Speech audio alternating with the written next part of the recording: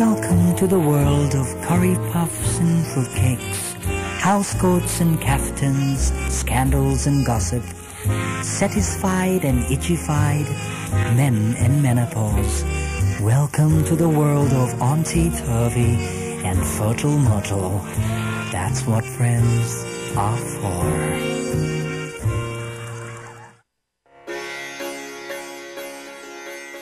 And here's Thawi, busy as usual in her kitchen, cooking up a storm. While keeping one eye on the curry, she always has the other eye on the entire neighborhood, making sure that her curry will not only turn out tasty, but always served with a side dish of spicy gossip.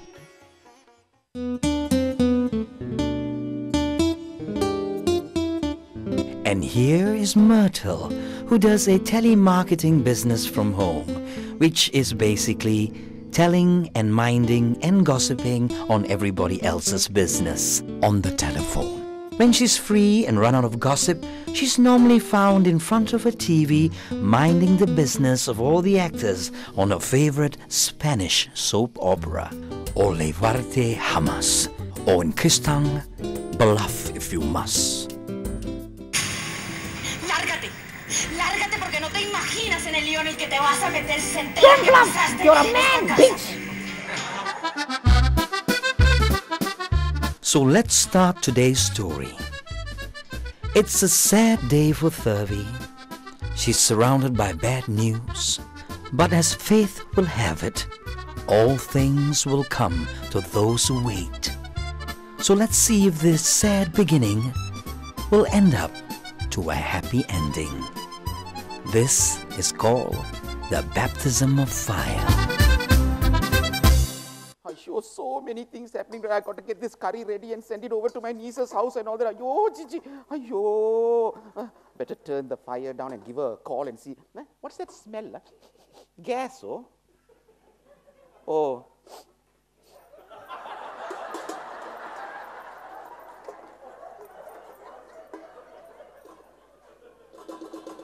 Let this curry nicely vatte, and then I will give my niece a call and see how everything is in their house. Ajo, muruga.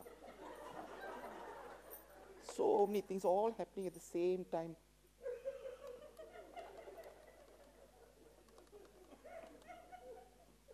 The neighbors are laughing.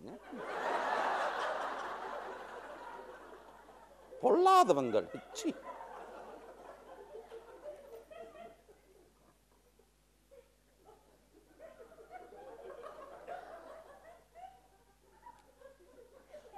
Hello, Tangachi, Chinna Mami here.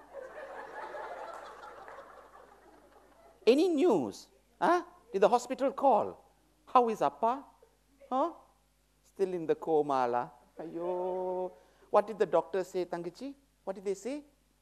Huh? Wait and pray, huh? Cherry, don't worry. Every time Auntie passes by the altar and all that, I put a few more flowers, light the oil lamp and all that. I'm saying all my Om Triambagams. Huh? Yes, all the mantras I've said. In fact, I've run out of mantras also. Huh? All the books I've used. But I'll get some more books and I'm praying. What did the doctor say? They didn't say wait and pray. Then what did they say? Wait and pay. Oh, appriyo. That means not much hope, la. Don't worry, Tangachi, don't worry. We will still continue. Now, where is Thambi? He's not home yet.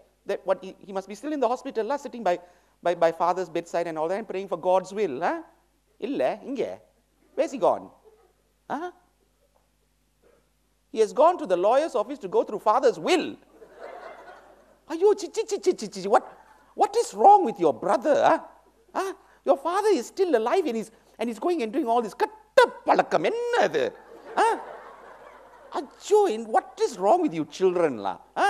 If my sister was still alive, if she heard this kind of news, she'll immediately die.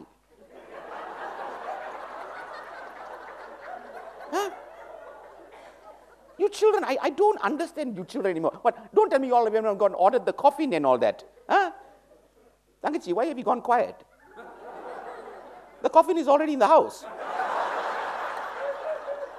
Is it in the hall? Oh, you all have to eat it in the storeroom. Oh, the tents, the chairs, the caterers also, you all have all organized already. Good luck. Why don't you all call the police department also and ask the policemen, get the outriders and ask them to close the road?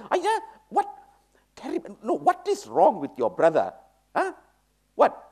It's his second nature. Why? Oh, as an insurance agent, he's always prepared for death. I'll tell you what, I will kill him now. Give me his hand phone, cellular number, mobile phone number. All the numbers give me. Huh? Oh, all same number only. Oh. Give it to me. What is 01? Cherry. Okay, I've got the number. Oh, I will give him. I'm going to give him a good shelling. Just because he's going to be one of the beneficiaries of the. Now, tell me, have any of our relatives passed by your house and saw the tent and all that? Nobody yet.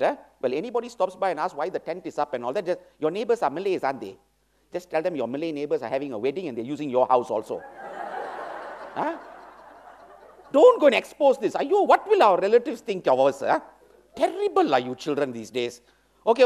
I put the curry on the fire, it might burn and all that. I'll look at the curry and I'll send over the curry for you all, okay? And I'll call your brother and give him a good shelling. Oh, okay, Thangachi, okay. Auntie has to go. Children. What kind of people they are? Ayyo! Vendia Colombo ellaam pochuma. Ayyo! Yeah. Carry on, Jeannie. Carry on talking, yeah. When are you going to come to the point? You're still trying to beat around the bush. How many times have I told you I'm older than you, my bush is much bigger? I know you will only call me if you have a problem with your mother-in-law or your husband or both of them. Am I correct? Tell the truth. Shame the devil. Correct. It's a little bit of problem. What did I tell you, Jeannie, before you got married? What did I tell you? Yes, I've told you 100 times. Now I'm going to tell you 101 times. And I can carry on talking about this until 1,000,001 times also. Yes. What did I tell you? Jeannie, you're a Catholic. That boy is a Hindu. It will not work out, I told you. You married that Tambi and your life will be full of misery. Didn't I tell you? Didn't I tell you? And what did you tell me then? What did you say? I know what I'm doing. If you don't want to come to the temple, wedding, don't come. With the slang all, no, you spoke to me. I'm your eldest cousin. But I forgave you, because your parents have passed away, I said, never mind. I'll come and stand behind you. Your sister abandoned you. She's fed up with you. She got a few of this, these fishermen fellas from the settlement to take you to the middle of the streets of Malacca and drown you. Lucky I knew them. I gave them 50 cents. I went back home. I had to go and coax her. I spoke to her over and over again. Said, "Oh, man, forgive this girl. After all, you're the youngest of the cousins, the last one to get married. Support her." At last, she came through. I said, "Margaret, please," after begging her. Then she said, "All right." Then we came and sat down with you. We talked to you. Very adamant you were with your attitude. Very, very adamant. So we knew, okay, you made up your mind. You want to marry this guy. But what did we tell you? One thing we told you. Remember, Jeannie, you're a Catholic. At least go and put your foot down and tell the in-laws, I want a church wedding as well. But no, that time you were like one fierce Indian movie star. Started wearing the sari, potu, flowers in your hair. Don't know what you were doing, piercing your nose, your navel, your anus, everywhere gold. Running out in the hot sun in the middle of the bloody afternoon trying to get dark. All these things you did. Terrible you were. No? How many things we tried to do for you, but you see, what is that? You're trying to be cultured. Hey, Jeannie, the only culture you know is in yogurt. Or shall I say it in Tamil for you, Tairu. You're a bloody Eurasian, what bloody culture you know, let alone Indian culture. If you wanted to be cultural, then you should have followed in the cultural steps of all your aunties and your older cousins who did the correct cultural step and married Europeans. Yes, as Eurasians, the number one correct choice is to marry a European because immediately you have a visa to live overseas. That's why all over Europe there are many Eurasians earning euros. Eurasian, euros, not like you, sari, rupee. Huh? That is the first choice. The second choice for a cultural choice for a Eurasian is to marry a rich and successful local. Example, the Douglas family, where all their daughters married Chinese businessmen. Not your bloody Apia, bloody bloody Chinese fellas.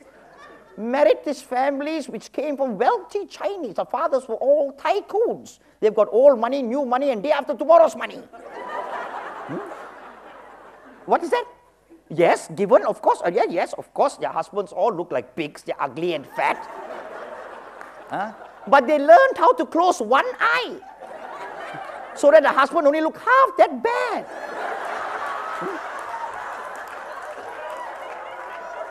The very small sacrifice to pay for a life of wealth and luxury, Chini. Let me carry on now. Also within the Eurasian clan, there were many intercultural marriages which produced many Duttins. Example, of course, two you know very well, Auntie Margaret and Auntie Burns, which are now Duttin Fauzia and Duttin Aisha. A very small sacrifice to get in a higher social standing. And let me also remind you that within the clan, there was one of us that actually married a Negri Simbilan prince, whose father-in-law went on to even become the Agong. Are you following me? Now, those within the clan who did not marry outside, married within the clan. Example, me and my bloody useless husband. But we had very good cultural reasons, well, because, like many, our case was also a shotgun case. But being Catholics first, we were responsible. We went straight for confession and then straight to the altar and got married. And continue to keep the bloodline with a cultural hope that the next generation will meet a European, get married, and get the bloody hell out of here. Now, let me summarize this now. The entire historical culture of our clan, now, which ranges from worldwide expatriates to families of great wealth, from Duttins to princesses. From all of this, there's only one, Mariamma Lakshmi Uma Devi, Anna Prumpan, Francis Sylvester, who married an Indian wireman, and that's you, Dungu.